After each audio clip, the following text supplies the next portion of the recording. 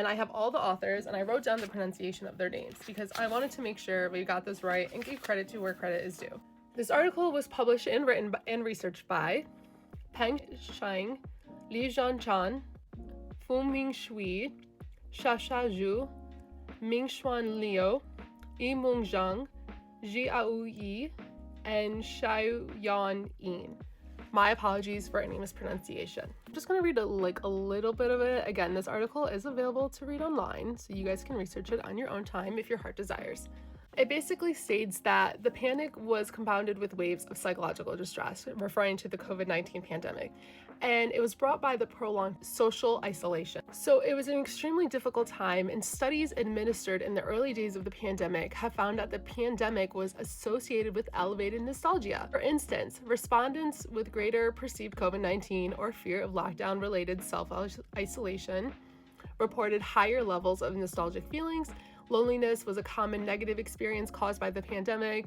So what does that mean? They utilized certain keywords in order to further their research. With that, they used golden songs, old songs, retro songs, so on and so forth. These types of songs, genre of songs, refer to nostalgic feelings, have been used indiscriminately by Chinese people. I'm not going to get into all of it because it's a lot of jargon. It's to read. It's very interesting. It's to read if your heart desires. Findings of this study expected to advance one's understanding of the increased usage of social media during the pandemic. People relied heavily on social media to stay informed about the disease. Also, entertainment throughout the pandemic. People used social media as a form of self-rehabilitation, like engaging in nostalgia. It goes on to further state this, but it also goes on to state that because this is like the first of its kind that has ever been researched, there wasn't a lot of findings. They had the information to back everything up just through the little research that they were able to conduct, but they needed more research in order to prove their point. To conclude this whole study, this is the overall conclusion. It's basically state that they examined changes in nostalgic social media use between the pre and during the pandemic period.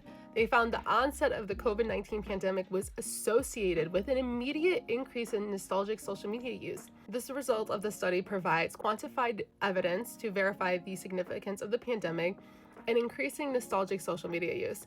It highlights that during the pandemic, social media served as a valuable platform for people to seek psychological solace.